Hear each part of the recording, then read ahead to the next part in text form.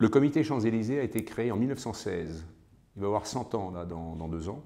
C'est une association qui regroupe aujourd'hui 175 adhérents et qui gère la promotion, le développement de l'avenue, avec l'idée de porter le plus haut possible son image. Parce qu'on a un paradoxe sur les Champs-Élysées. Dans le monde entier, on dit que c'est la plus belle avenue du monde, ce qui est vrai, mais pour qu'elle reste la plus belle avenue du monde, il faut entretenir la magie. La ligne éditoriale des Champs-Élysées, ça doit être des événements spectaculaires, des événements forcément gratuits, des événements qui mettent en scène la dimension exceptionnelle de l'avenue et des événements aussi qui nous rapprochent de ce qui préoccupe aujourd'hui les gens, c'est-à-dire le développement durable, la nature. Donc l'idée, c'est de faire revenir les Parisiens sur les Champs-Élysées et les faire venir pour de bonnes raisons. Donc on s'est dit qu'en faisant venir tous les producteurs, transformateurs du bassin parisien, mais qui travaillent vraiment bien les produits, on allait créer un événement génial. Mais pour faire ça, il nous fallait quelqu'un qui connaisse bien les Champs-Élysées et qui connaisse bien la nature, le monde paysan.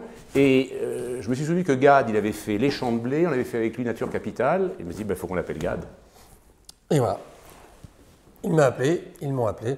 Le Goût des Champs, c'est plus qu'un marché, c'est un marché événement porté avec l'équipe de Place Grand Public. C'est un rendez-vous au cœur de la ville, comme nous les aimons, où nous réconcilions l'activité marchande, l'activité culturelle, comme un rendez-vous qui fait sens et qui surtout est joyeux, jubilatoire, qui donne de la vie, qui donne du plaisir au quotidien.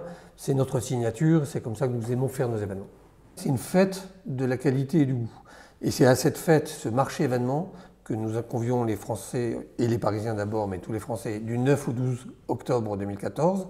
Et puis, chaque année, la deuxième semaine de mai et la deuxième semaine d'octobre. Et dans la restauration, le monde est bouleversé. Vous avez l'avènement d'une nouvelle génération de chefs. Ces chefs, on a envie de les avoir sur les Champs-Élysées, avec leur food truck. Parce que qu'est-ce qu'ils font, ces chefs? En dehors de nous faire manger très bien pour 2 fois moins cher, ils utilisent les produits qu'on trouvera dans le marché événement dont parlait Gad. Ils font des cartes réduites, mais ils font des choses qui sont savoureuses. Ce sont de très grands chefs et on a envie qu'ils viennent à la rencontre des Parisiens dans leur truck sur les champs.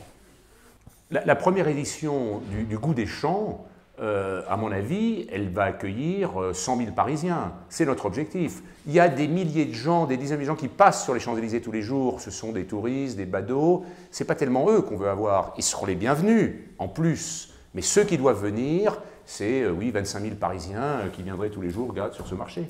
Oui, c'est ça. 25 000 Parisiens par jour, ça veut dire qu'ils ont pris la décision de sortir de chez eux, de venir sur le marché événement Le Goût des Champs et d'acheter ces produits-là parce que nous avons eu l'exigence de ne faire venir que des produits de qualité, des transformateurs de qualité. Tous les professionnels de la nourriture, de la bouche qui viennent seront reconnus pour leur travail. Et c'est parce qu'on veut qu'il y ait 25 000 Parisiens qui viennent tous les jours qu'on va être obligé de très bien le faire.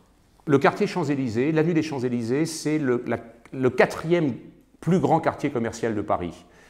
Sur les champs, 110 commerces, un chiffre d'affaires de l'ordre de 1,5 milliard d'euros. 12% de la détaxe française sont réalisés sur les Champs-Élysées.